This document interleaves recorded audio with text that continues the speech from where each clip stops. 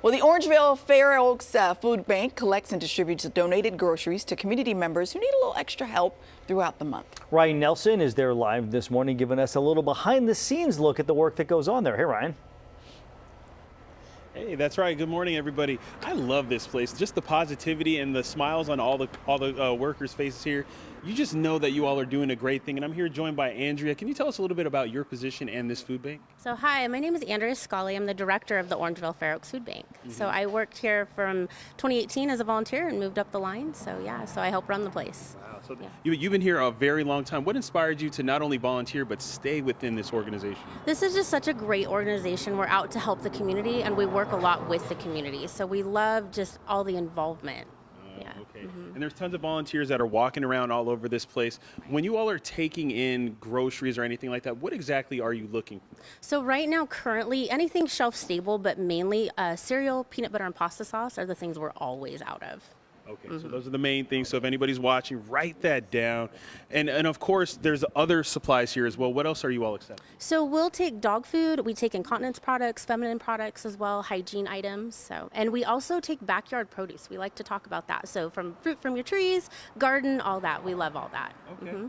And like she said earlier, there's tons of volunteers that are walking around this place. So if somebody's watching right now and they just have it in their heart to just give back and wanting to volunteer, how can they get involved and what exactly are you looking for when it comes to that? So every week we have volunteer spots available. And so if you go to our website, ovfofb.org, and click the Get Involved button, you can see all the shifts. It's anything from helping to pack the food bags to actually giving out the food to our clients, greeting people, helping us weigh, just all kinds of projects. Yeah. Okay. Now, where would someone do that here? Is it over there? Is it over here? What's behind us? So behind me is our distribution barn. So we're fully drive-through. The clients actually drive through the barn here. And so in here is where we load all the groceries and we check everybody in. The back of the property is where we do all of our sorting for the day, bagging of the items, bringing food in from our local grocery stores. So yeah, lots going on. Wow, this is an entire operation. So for everyone that's watching right now, maybe they need a little bit of help, or maybe they just want to volunteer and just give their time and give their resources. How can they do that with you all? So like I said, our website's the best place to go for all the information. It also lists how people can come get help. So we serve everybody that needs any help in Orangevale, Fair Oaks, Folsom, and Citrus Heights. And we also have a program for seniors that are 60 and older. There's a little bit of an income, but that's all listed on our website. Okay. All the information is over there. Now, this place is huge. They actually have a farm over here. This is my first time in. Is Orangevale? That's we're in Orangevale. Yep. Orangevale. My first time here, and they have a farm next door, which I thought was super awesome. So we're going to check that out a little later in our show. But I just want to say thank you for what you're doing in our community. We're having fun this morning. Thank you. We appreciate you being here. Right on. Good stuff. We're Thank you, Ryan. Started. Get to ready work. to go to work. Thank Love you, it. Ryan.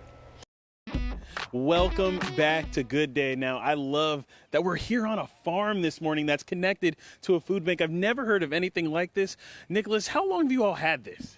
We've had this for a few years. It used to be a parking lot. And then when we ended up doing the drive-through service for the food bank, we just saw such a great need in the community. And so volunteers came together, staff came together, a lot of community members, we have their dedication wall over here, came together to take this property and turn it into a 1-acre farm that last year produced 30,000 pounds of food that went directly to the food bank and into the community's hands. That is absolutely amazing. And like we were talking about earlier, we need volunteers to handle stuff like this. What kind of volunteers are you looking for farming? Yeah, volunteers are absolutely the heart and soul of everything that happens out here. About 90% actually between the food bank and the farm of the work is handled by volunteers. We had about 700 volunteers last year between the two properties.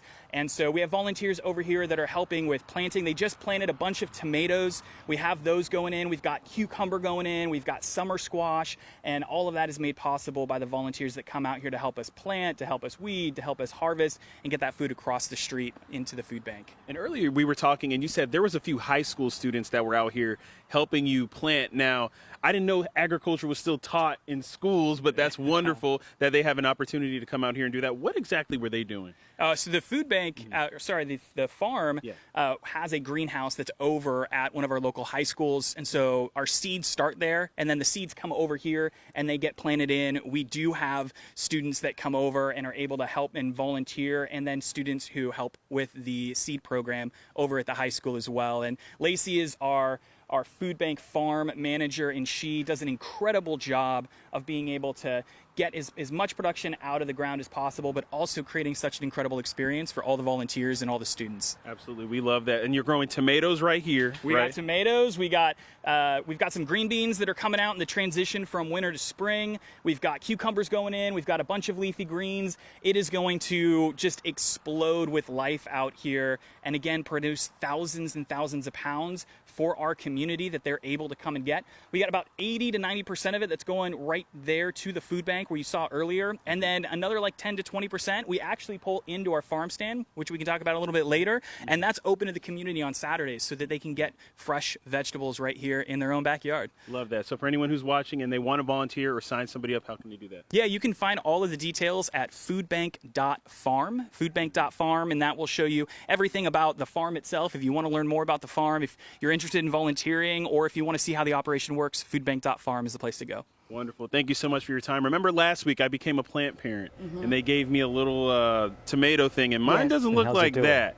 I think I need a little bit more water. Give it time. I'm actually embarrassed because it's my first plant, but That's okay. yeah, I need to come out here and get some tips. Come out here and volunteer.